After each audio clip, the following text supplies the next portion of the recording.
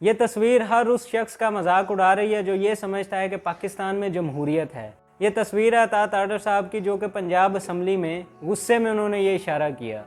वाक़या कुछ यूँ है कि पंजाब असम्बली में पंजाब हुकूमत ने अपना सूबाई बजट पेश करना था, जिसके लिए वो पंजाब असम्बली में मौजूद थे। इसी दौरान अता ताडर साहब भी इलेक्टेड मेंबर्स की सीट पर पंजाब असम्बली में मौजूद थे। जब स्पीकर को इस चीज़ का पता चला, इस बात का पता चला, तो उन्होंने ये रूलिंग दी कि आप अता ताडर साहब को बाहर भेजें, क्योंकि वो इलेक्टेड नहीं है। वो इलेक्टेड नहीं है, इसलिए वो इलेक्टेड मेंबर्स की सीट पर नहीं बैठ सकते, जिस पर अता ताडर साहब ने रेजिस्टेंस की, रिटेलिएट किया। और हुआ ये कि पंजाब असम्बली में हुकूमत के जितने भी मेंबर्स हैं उन्होंने अता ताडर का घेराव कर लिया उनके फेवर में, और स्पीकर को ये कहते रहे कि ये बाहर नहीं जाएंगे।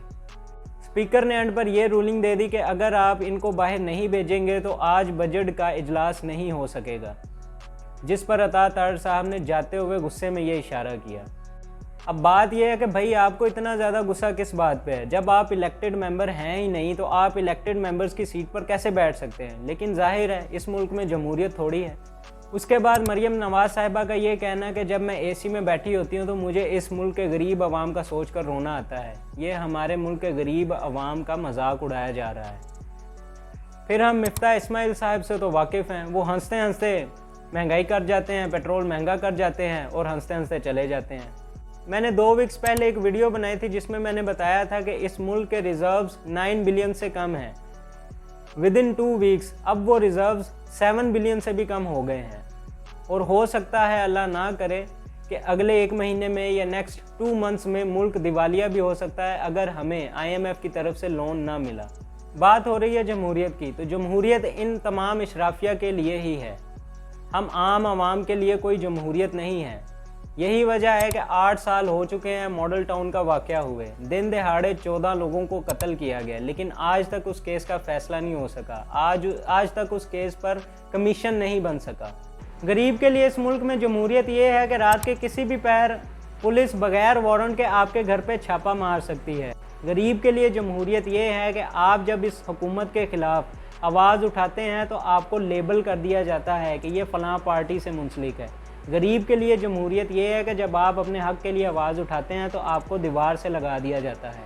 आवाम के टैक्स के पैसों से ही तनख्वाहें लेने वाली पुलिस इन वुज़रा की सिक्योरिटी पर तैनात होती है और इसी आवाम के ख़िलाफ़ हथियार उठाए खड़ी है। और हम यहाँ पे खुशियाँ मना रहे हैं कि पाकिस्तान एक आज़ाद मुल्क है और यहाँ पे जमहूरियत कायम है। बेशक हम आज़ाद हैं, लेकिन यहाँ पे जमहूरियत नहीं है। यहाँ पे कैपिटलिज़म का सिस्टम चलता है, जहाँ पर बड़े बड़े सरमायादार हर रोज़ अमीर होते जा रहे हैं और इस मुल्क का गरीब इंसान, आम आवाम गरीब से गरीब तरीन होते जा रहे हैं। और दूसरी तरफ मरियम नवाज़ का ये बयान कि जब वो AC में बैठती हैं तो उन्हें रोना आता है अपने मुल्क के गरीब आवाम का सोच कर। इसी तरह हमारे वज़ीर आज़म का ये बयान कि मैं समरी पर साइन करते हुए रो देता हूँ। उसके अलावा मरियम औरंगज़ेब का ये बयान एक मगरूर लहजे में वो बता रही हैं कि हमारी हुकूमत 2000 रुपये हर 40,000 रुपये से कम कमाने वाले पाकिस्तानी को दे रही है। मतलब 2000 रुपये इतनी बड़ी रकम है कि आप उससे एक पूरा मुल्क ख़रीद सकते हैं। इस वक्त अगर एक घी की कीमत निकाली जाए तो वो भी 2000 रुपये से ज़्यादा है। 5 किलो घी की बात कर रहा हूँ। हमारे मुल्क में जितने भी घर हैं, कोई भी अपने घर पर सालाना 1 करोड़ रुपया तो खर्च नहीं करता होगा। उसकी रेनोवेशन पर 1 करोड़ रुपया तो खर्च नहीं करता होगा। चले 1 करोड़ से कम कर लें, 50 लाख रुपया भी क्या आप अपने घर की रेनोवेशन पर हर साल खर्च करते हैं? लेकिन इस गरीब मुल्क में जिसके रिजर्व्स भी 7 बिलियन रह गए हैं, उस गरीब मुल्क में जहाँ पे 50% से ज़्यादा आबादी गुर्बत की लकीर से नीचे की ज़िंदगी गुजार रही है, हमारी अशराफिया, हमारी हुकूमत में मौजूद लोग हर साल नई गाड़ियाँ लेते हैं। मर्सिडीज़ बेंज की प्राइस क्या है, लेकिन हमारे वुज़रा को यही गाड़ी हर साल दी जाती है। नया मॉडल और नई जनरेशन की कार हर साल उन्हें दी जाती है। ये एक गरीब मुल्क है, लेकिन यहाँ के वुज़रा की शाह खर्चियाँ आपके सामने हैं। उसके अलावा हमारे वज़ीर ख़जाना, जिनकी पार्टी के एक मेंबर ने कहा था कि हमारे पास इस वक्त जहर खाने के भी पैसे नहीं हैं, उन्होंने सरकारी रेजिडेंस में शिफ्ट होना, लेकिन उनकी शिफ्टिंग से पहले उस सरकारी रेजिडेंसी में 48 लाख रुपीज़ की रेनोवेशन की गई है। अब मुझे नहीं पता कि वो उस घर का पत्थर खाते हैं या दीवारें खाते हैं जो हर साल उस पर इतने ज़्यादा पैसे लगते हैं। इसके अलावा अगर साल के मिड में हुकूमत चेंज हो जाए, जब किसी नए वजीर ने उस रेजिडेंसी में आना होता है तो इसी तरह रेनोवेशन होती है।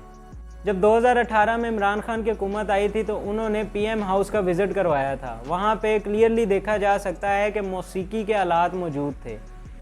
अब सोचा जाए तो अपने घर पे कौन इस तरह की चीज़ें रखता है कि वहाँ पे मनोरंजन के लिए आपने सामान भी रखा हुआ हो।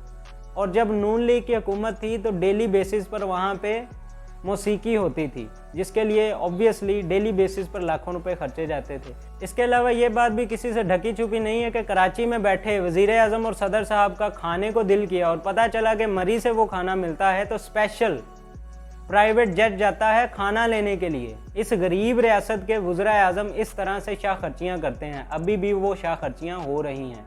हमारी सरकारी रेजिडेंसी में रहने वाले तमाम सरकारी लोग इसी तरह से शाह खर्चियाँ करते हैं। अगर इस मुल्क में गुर्बत है तो सिर्फ गरीबों के लिए, आम आवाम के लिए, प्राइवेट तबके के लिए गुर्बत है। अमीर अमीर से अमीर तरीन होता जा रहा है और गरीब गरीब से गरीब तरीन होता जा रहा है। इस सब का सलूशन यही है कि इन शाह खर्ची करने वाले वज़ीरों को दोबारा से इलेक्ट ना किया जाए। दोबारा जब भी इलेक्शन हो इनको कभी भी वोट ना दिया जाए। अगर आप ये समझ कर बैठे हुए हैं कि ये शाह खर्चियाँ करने वाले लोग आपके मुल्क को संवारेंगे तो ऐसा बिल्कुल भी नहीं होने वाला, क्योंकि हमें IMF में ले जाने वाले यही हैं। कब तक अवाम इन वुज़रा की शाह खर्चियों का बोझ उठाते रहेंगे? जब भी मुल्क में इन्फ्लेशन होनी है तो उसका सबसे ज़्यादा असर अवाम पर होता है। हर तरह का बोझ अवाम ने ही क्यों उठाना है? क्यों अभी तक ये मुल्क मुश्किल हालात से गुजर रहा है? क्यों अभी तक हम तरक्की पजीर मुल्क हैं? क्यों अभी तक हम तरक्की नहीं कर पाए? उसका आंसर सिंपली यही है कि हमने अपने अवानों में गरीबों को नहीं बल्कि अमीर ज़ादों को बिठाया हुआ है, जिन्होंने ज़िंदगी में कभी 100 रुपये का नोट भी नहीं देखा।